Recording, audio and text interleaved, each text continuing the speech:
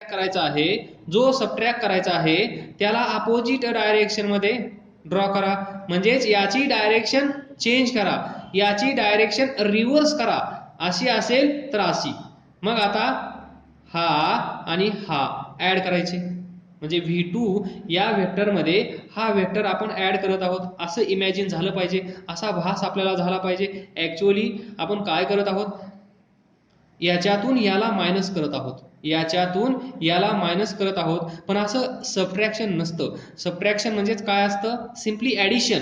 मग ॲडिशन करण्यासाठी आपल्याला इथे ज्याला निगेटिव्ह साईन आहे, ज्याच्याकडे मायनस साईन आहे, त्याची डायरेक्शन चेंज करावी लागते.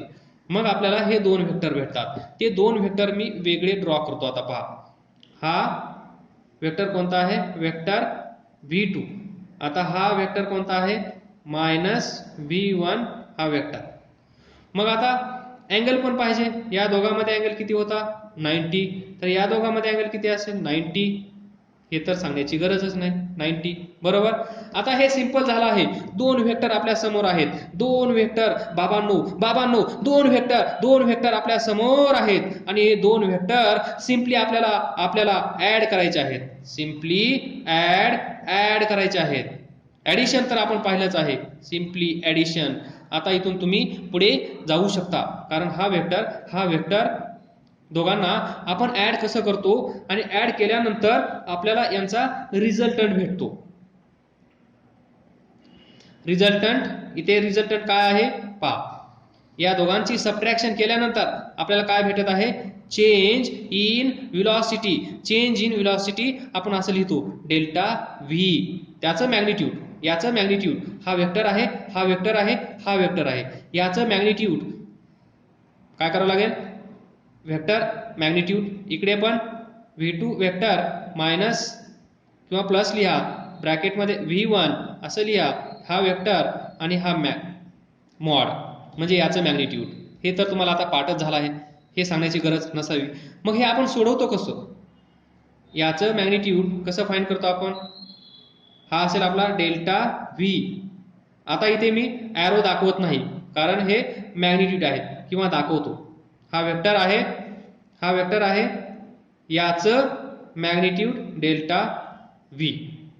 याचं जसं आपण इथे लिहित होतो वेक्टर आर चं मॅग्निट्यूड आर. आता इथे लिहिलं आहे डेल्टा व्ही वेक्टर, याचं मॅग्निट्यूड डेल्टा व्ही. V2 चं मॅग्निट्यूड, वेक्टर V2 चं मॅग्निट्यूड V2, वेक्टर V1 चं मॅग्निट्यूड V1. सिंपल.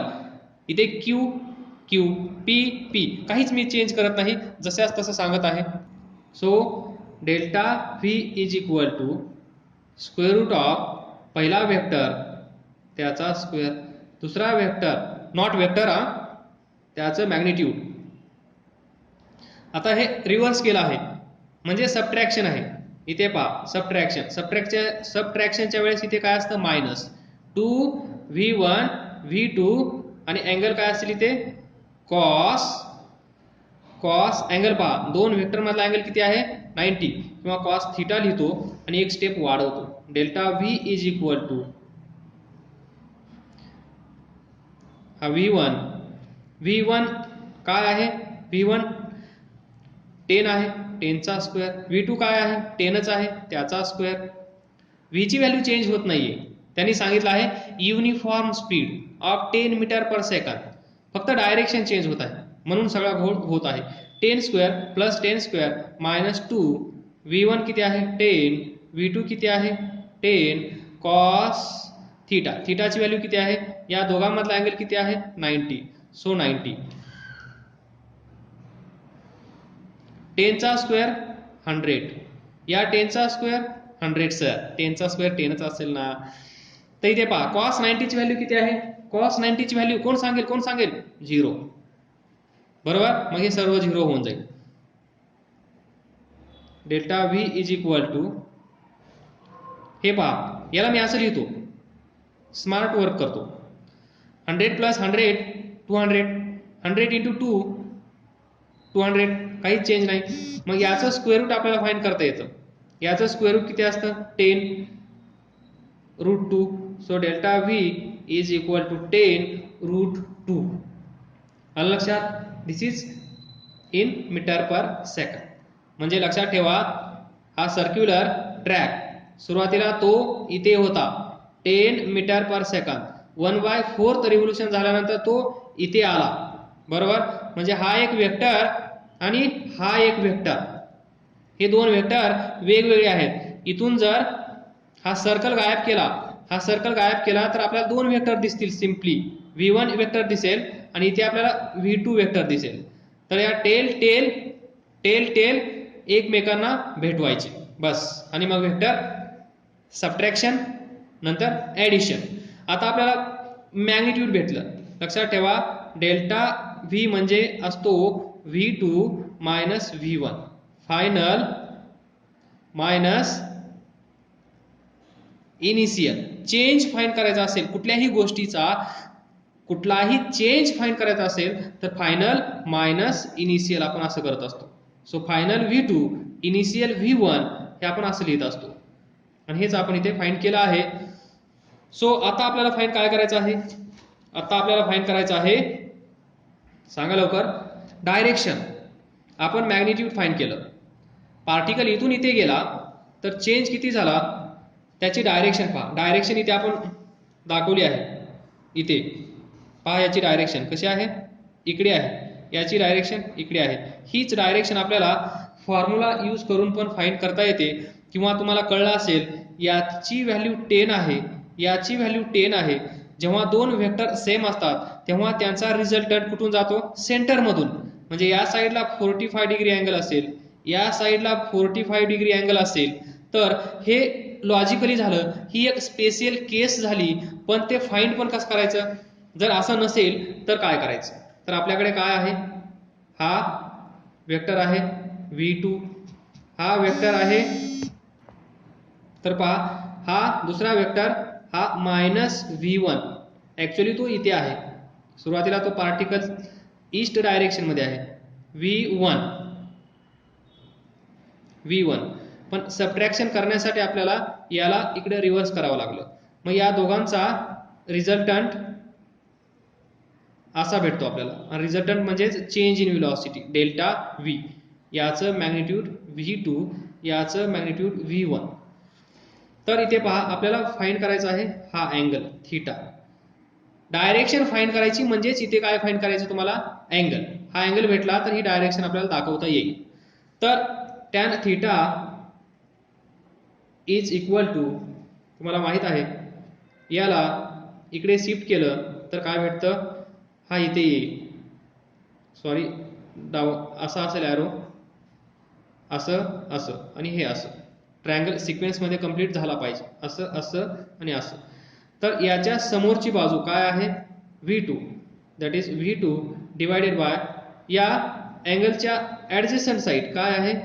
v1. म्हणजे v2 किती आहे? 10. v1 किती आहे? 10. 10 divided by 10 1. So tan theta is equal to 1. आणि tan theta is equal to 1 कधी येतं? जेव्हा थीटा इज इक्वल टू 45 असतं त्यावेळेस. हे दोन्ही प्रकारे फाइंड करता येतं. असं हे लक्षात ठेवा, असा ट्रायंगल असेल, हा अँगल थीटा असेल, तर A B C. So tan theta is equal to कोणा समोरील बाजू बी सी डिवायडेड बाय कोणा लगतची बाजू ए बी. कोणा समोरील म्हणजे अपोजिट, याच्या अपोजिट कोण आहे? B C.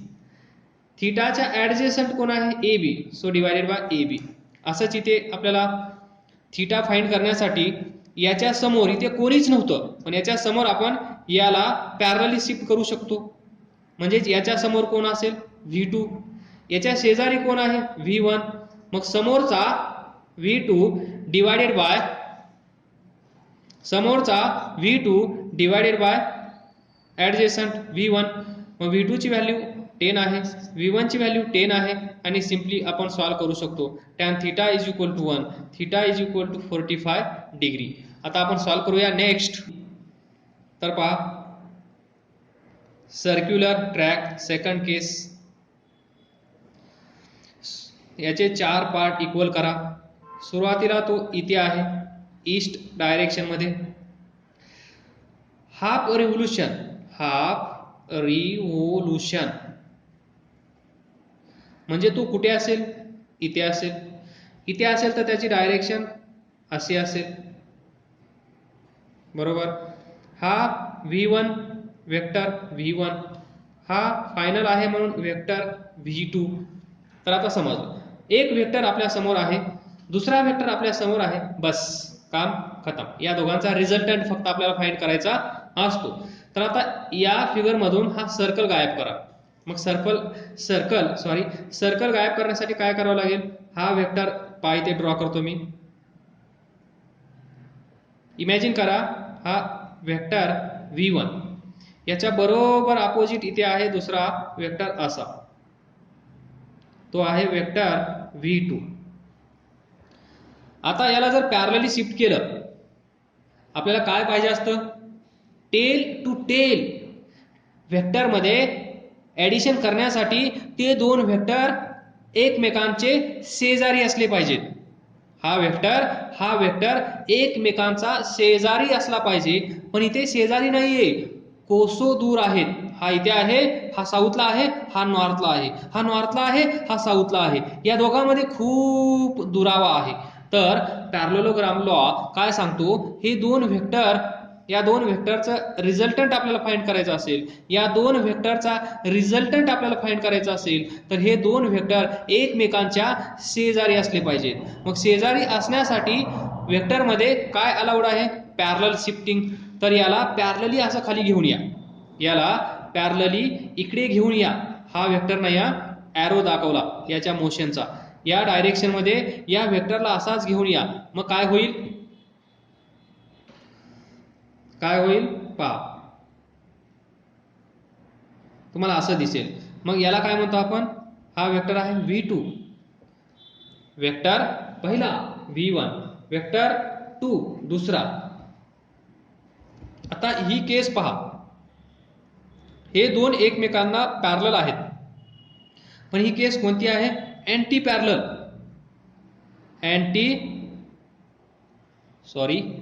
हे दोन एकमेकांना पॅरलल आहेत, पण केस कोणती आहे, अँटी पॅरलल. एक इकडे जात आहे, एक इकडे जात आहे. मग या दोघांना ऍड करायचं कसं, या दोघांचा रिझल्टंट फाइंड करायचा कसा. तर या दोन याच्यामधला अँगल तुम्हाला माहित आहे किती असतो.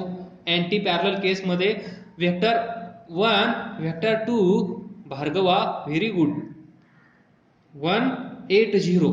अँटी पॅरलल केस मध्ये angle between two vector is 180 आणि angle between two parallel vector is 0. दोन पॅरलल वेक्टर असतील तर अँगल 0, दोन अँटी पॅरलल वेक्टर असतील तर अँगल 180. तर या दोन वेक्टर मधला अँगल आपल्याला भेटला आहे. मग आपल्याला यांचा रिझल्टंट फाइंड करायचा आहे. ही एक स्पेसियल केस झाली. तर इथे काय करणार आपण, यांचा रिझल्टंट फाइंड करण्यासाठी, रिझल्टंट काय असेल, रिझल्टंट म्हणजे काय फाइंड करायचं आहे, delta V is equal to V2 minus this. हे आपल्याला फाइंड करायचं आहे. तर पहा इथे काय करावं लागेल, सबट्रॅक्शन करायचं आहे. इथपर्यंत आपण ओके आहोत, पण हे असं होणार नाही, इथेच येऊन आपण चूक करू. तर आपल्याला काय करायचं आहे, चेंज इन व्हेलॉसिटी फाइंड करायची आहे. हे बेसिक बरोबर आहे, घाबरू नका. चेंज इन व्हेलॉसिटी फाइंड करायची असेल तर V2 फायनल. तर पहा याचं मॅग्निट्यूड काय असेल, याचं मॅग्निट्यूड डेल्टा V, याचं मॅग्निट्यूड काय असेल, V2 plus minus V1 vector. याला असं लिहायला लागलं, म्हणजे सिम्पली ऍडिशन. मग ऍडिशन करण्यासाठी इथे पहा V1 पहा, V1 ची डायरेक्शन अशी आहे. मग V1 ला आपल्याला काय करावं लागेल, रिव्हर्स.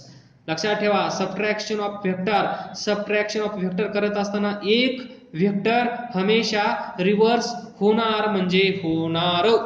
तर पण रिव्हर्स कोण होणार इथे, V2 तर ऍज इट इज राहील, कारण V2 ची डायरेक्शन, V2 चं साइन पहा पॉझिटिव्ह आहे, V1 चं साइन पहा निगेटिव्ह आहे. म्हणजे V1 या डायरेक्शन मध्ये जात आहे, तर V1 ला या डायरेक्शनमध्ये येणं गरजेचं आहे.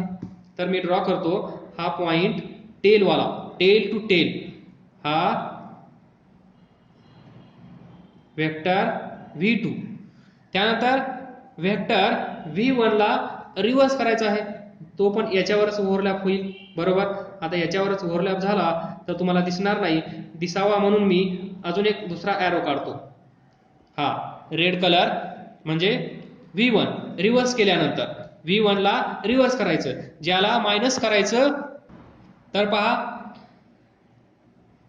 सबट्रॅक्शन करत असताना आपण करतो काय नेमकं, ॲडिशन. पण ॲडिशन करत असताना लक्षात ठेवायचं, ज्याला निगेटिव्ह साईन आहे त्याला रिव्हर्स करायचं, तर रिव्हर्स केल्यानंतर पहा V2 V1 कसे झाले. आता जे इथे अँटी पॅरलल होते ते कसे झाले, पॅरलल. पहा इथेच आपण फसतो, इथे आपल्याला खुशी झाली, सर्व कळलं, पण असं नव्हतं. हे ॲडिशन करायचं असेल तर ओके, पण आपल्याला करायचं आहे सबट्रॅक्शन. मग सबट्रॅक्शन करण्यासाठी ज्याला मायनस करायचं आहे त्याची डायरेक्शन चेंज करणं गरजेचं आहे. मग या V1 ला आपण मायनस करत होतो, मग V1 ची डायरेक्शन चेंज केली तर ती डायरेक्शन V2 च्या डायरेक्शन मध्ये येईल, आणि या दोघांची डायरेक्शन सेम असेल तर ही केस तयार होईल पॅरलल वाली. आणि पॅरलल केस मध्ये angle between two vector is 0 हे आपल्याला माहित आहे. So angle between two vector is 0. तर पहा इथे थिटा इज इक्वल टू 180 होता, पण याला इकडे रिव्हर्स केल्यामुळे त्या दोन वेक्टर मधला अँगल, now we know that how to add two vectors. हा V2 आहे, हा वेक्टर V1 आहे, ज्याला आपण रिव्हर्स केला आहे फॉर सबट्रॅक्शन पर्पज. तर हे दोन वेक्टर एकमेकांना पॅरलल आहेत, हे दोन वेक्टर एकमेकांना अँटी पॅरलल आहेत. तर ही केस इथे यूज करू नका, कारण रिव्हर्स केल्यानंतर आपण सबट्रॅक्शन करू शकतो. आणि रिव्हर्स केल्यानंतर आपण काय करतो, सिम्पली ॲड करतो, दोन वेक्टरला ॲड करतो, आणि ॲड केल्यानंतर आपल्याला काय भेटेल, delta V that is resultant R is equal to square root of पहिला वेक्टर ज्याचं मॅग्निट्यूड V2 स्क्वेअर, दुसरा वेक्टर V1 त्याचा स्क्वेअर, प्लस पहिला V1 V2 आणि कॉस ऑफ इथे काय करतो 180 minus theta. So V2 V1 square plus V2 square plus 2V1 V2 cos 180 minus theta. So cos 180 reverse केल्यानंतर सुरुवातीला रिव्हर्स करण्याच्या अगोदर अँगल किती होता, तो अँगल म्हणजे हा थीटा. सो इथे असेल 180 मायनस 180 0 होऊन जाईल. So we get V1 square plus V2 square plus 2V1 V2 cos 0, आणि कॉस 0 काय असतं 1. So we can write V1 square plus V2 square plus 2V1 V2. तर आपल्याला भेटेल V1 square plus V2 square plus 2V1 V2 हे काय आहे, V1 प्लस V2 याचा square. So delta V is equal to R is equal to हे. आता हे काय होईल, सॉल्व्ह केल्यानंतर आपल्याला सिम्पली भेटेल V1 प्लस V2. मग आपल्याला माहित आहे uniform speed V is equal to V1 is equal to V2 is equal to 10 metre per second. हे काय आहे given. So we can write 10 plus 10 is equal to 20 meter per second. This is delta V is equal to R is equal to this. and this is change in velocity. म्हणजे जेव्हा या circular track वरून हा particle इथून असा जाईल, इथे पोहोचेल, त्यावेळेस इथे डायरेक्शन असे असेल, इथे डायरेक्शन असे असेल. हा एक वेक्टर आहे, हा एक वेक्टर आहे. सिम्पली या दोन वेक्टरला ऍड करायचं, म्हणजेच by using law of parallelogram for addition of two vectors, आणि ते ऍड केल्यानंतर जो रिझल्टंट आपल्याला भेटतो तो रिझल्टंट म्हणजेच चेंज इन व्हेलॉसिटी. तर चेंज इन व्हेलॉसिटी, तर इथे पहा डायरेक्शन काय असेल, डायरेक्शन फाइंड करण्याची गरज आहे का? इथून पहा, हा वेक्टर असा आहे, हा वेक्टर असा आहे, म्हणजे डायरेक्शन कशी असली पाहिजे, इन दिस डायरेक्शन. म्हणजेच डायरेक्शन कशी असेल, डायरेक्शन टुवर्ड्स वेस्ट, या डायरेक्शन मध्ये. इथे लिहू शकता तुम्ही, या डायरेक्शन मध्ये त्याची रिझल्टंट चेंज इन व्हेलॉसिटी जी असेल त्याची डायरेक्शन अशी असेल. त्यानंतर third case,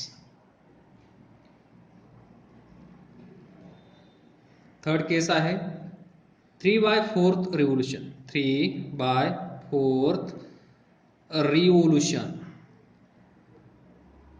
after 3/4 revolution find change in velocity. Magnitude पण फाइंड करायचं आहे, डायरेक्शन पण फाइंड करायचे आहे. तर आपण अगोदर मॅग्निट्यूड फाइंड करूया. तर पहा, अगोदर सिच्युएशन इमॅजिन करा. सिच्युएशन इमॅजिन करायची म्हणजे काय करायचं, हा सर्कल, हे त्याचे 4 पार्ट्स. सुरुवातीला तो पार्टिकल इथे आहे. पार्टिकल म्हणजे तुम्हाला स्वतःला इमॅजिन करू शकता असं. तुम्ही इथून असे जाणार, इथे आल्यानंतर 1/4 रिव्होल्यूशन कंप्लीट होणार, इथे आल्यानंतर हाफ रिव्होल्यूशन कंप्लीट होणार, आणि इथे आल्यानंतर 3/4. हा एक 1/4, हा एक 1/4, हा एक 1/4, आणि हे तिघं मिळून काय होतील 3/4. म्हणजे 3/4 इथे आल्यानंतर कंप्लीट होईल. तर पहा, इथे तुमची डायरेक्शन अशी असेल, म्हणजेच व्हेलॉसिटी व्हेक्टर v1. इथे आल्यानंतर तुमची डायरेक्शन अशी असेल, म्हणजेच व्हेलॉसिटी व्हेक्टर v2. तर simply change in velocity find करायचा आहे. चेंज इन व्हेलॉसिटी फाइंड करायचा आहे म्हणजेच काय फाइंड करायचं आहे आपल्याला, चेंज इन व्हेलॉसिटी. पहा, change in velocity. Change in velocity, that is delta v vector, v2 vector minus v1 vector. याचं मॅग्निट्यूड डेल्टा v, याचं magnitude v2 vector v2 plus minus v1 vector, म्हणजे simply addition. आणि addition केल्यानंतर जो resultant आपल्याला भेटतो तोच असेल चेंज इन व्हेलॉसिटी. तर काय करायचं, v2 वेक्टरमध्ये, इथे पहा v2 वेक्टरमध्ये हा ॲड करायचा आहे. याच्या अगोदर काय करायचं आहे, v2 वेक्टरमधून v1 वेक्टर मायनस करायचं आहे. पण मायनस असं काही नसतं, वेक्टरमध्ये आपल्याला काय करावं लागतं, ॲडिशन. मग आपण ॲडिशनसाठी काय करतो, म्हणजेच सबट्रॅक्शन करण्यासाठी सिम्पली आपण ॲडिशनचा रूल यूज करू शकतो. मग तो रूल यूज करण्यासाठी आपण काय करतो, इथे प्लस साईन देतो आणि हा मायनस आतमध्ये घेऊन जातो. तर vector v2 plus vector v1. पण वेक्टर v1चं साईन पहा निगेटिव्ह आहे, म्हणजे याची डायरेक्शन आपल्याला चेंज करावी लागणार, याची डायरेक्शन आपल्याला चेंज करावी लागणार. तत्पूर्वी एकदम सिम्पली विचार करा, हा एक वेक्टर आहे. आता इथून सर्कल गायब करतो मी. हा वेक्टर v1 आहे इथे या सेंटरच्या खाली, आणि या सेंटरच्या या साईडला हा वेक्टर आहे, वेक्टर v2. तर पॅरलोग्राम लॉ यूज करण्यासाठी कंडिशन काय आहे, हा पहिला वेक्टर p, हा वेक्टर दुसरा q, तर पहिल्या वेक्टरचा दुसऱ्या वेक्टरचा टेल इथे आहे, याला आपण पॅरलल इकडे शिफ्ट करतो, याला इथे पॅरलली शिफ्ट करतो आणि हा डायगोनल आपल्याला देतो रिझल्टंट वेक्टर. आणि याचं मॅग्निट्यूड कसं फाइंड करायचं हा फॉर्म्युला आपल्याला आता माहीत झाला आहे. तर हा रूल वापरायचा असेल तर आपल्याला काय करावं लागेल, हे दोन वेक्टर टेल टू टेल भेटले पाहिजेत आणि टेल टू टेल भेटण्यासाठी याला इकडे असं खेचत आणता येणार नाही किंवा याला इकडे खेचत घेऊन जाता येणार नाही. तर आपण काय करतो, याला असंच ठेवतो, दुसऱ्याला पॅरलली शिफ्ट करतो, एकदम पॅरलली जशाच तसं, नंतर असं आणता येईल. म्हणजे अगोदर इकडे घेऊन जा, नंतर खाली घेऊन या. म्हणजे अगोदर कुठे असेल तो, याला पॅरलली इकडे घेऊन या तर तुम्हाला तो असा दिसेल हा वेक्टर. त्यानंतर इथून याला इथे पॅरलली असं शिफ्ट करा,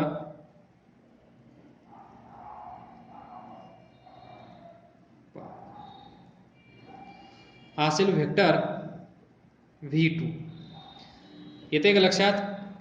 चेंज इन व्हेलॉसिटी फाइंड करायचं म्हणजे काय करायचं, चेंज इन व्हेलॉसिटी फाइंड करायची म्हणजे काय करायचं, तर दोन व्हेलॉसिटीचं subtraction, final velocity minus initial velocity. आणि असं करण्यासाठी आपण काय करतो, असं लिहितो, असं लिहिल्यानंतर त्याला असं ॲडजस्टमेंट करतो, प्लस मायनस आतमध्ये घेऊन जातो.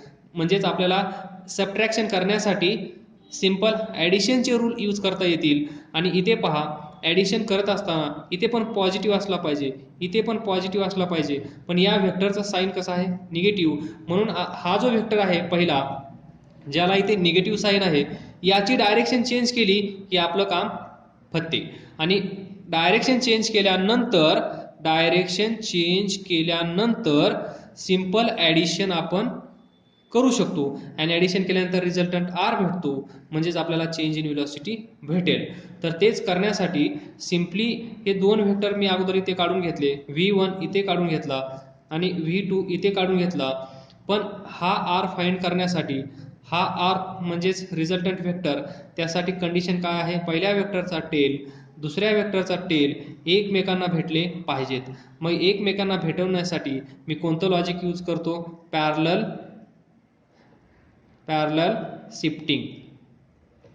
शिफ्टिंग मी यूज करतो. आणि पॅरलल शिफ्टिंग केल्यानंतर आपल्याला असा हा ट्रायंगल भेटतो. तर आता हा एक वेक्टर इथे पाहता v2 प्लस आहे, म्हणजे v2 असाच ठेवायचा आहे, याला चेंज करायचं नाहीये, v2 ला हात लावायचा नाहीये. मग काय करणार, v1 पहा, v1 निगेटिव्ह आहे, डायरेक्शन अपोजिट आहे, म्हणजे या v1 ला मी काय करणार, या v1 ला अपोजिट डायरेक्शन मध्ये असं दाखवणार इकडे. म्हणजे v1 इथे असेल तर या साईडला काय असेल, मायनस v1 असा. याला रिव्हर्स केला, याला असा रिव्हर्स केला. रिव्हर्स केल्यानंतरची डायग्राम मी इथे काढतो. आता हा v2 तर चेंज करायचा नाहीये, हा वेक्टर v2 हा चेंज केल्यानंतरचा वेक्टर मायनस v1. तर पहा v2 प्लस मायनस दिस वेक्टर v1, हा एक वेक्टर. आता या दोन वेक्टरमध्ये पहा, हा वेक्टर टेल टू टेल आहेत. आणि जे इथे मॉडमध्ये लिहिलं आहे, v2चं साईन पॉझिटिव्ह आहे, v1चं साईन निगेटिव्ह आहे. आता हे मॅच होत आहे, जसं या मॉडमध्ये आहे तशीच डायग्राम असली पाहिजे. आणि या डायग्राममध्ये याचा रिझल्टंट या दोन व्हेक्टरच्या मध्येच असतो, हे पण तुम्हाला माहित आहे. आणि हा रिझल्टंट आर इथे काय आहे, change in velocity delta V वेक्टरमध्ये लिहिलं तर असं, हा आर, मग याचं मॅग्निट्यूड आर, याचं magnitude delta V. So R is equal to delta V. मग हा आर आपण कसा फाइंड करतो, हे तर सिंपल आहे सर, आर तर काढणं एकदम सोपंच आहे. वेक्टरचे सिंपल v1 स्क्वेअर करायचा, v2 स्क्वेअर करायचा, 2v1 v2 करायचा आणि त्यानंतर कोसाइन ऑफ अँगल काय असतो, 180 मायनस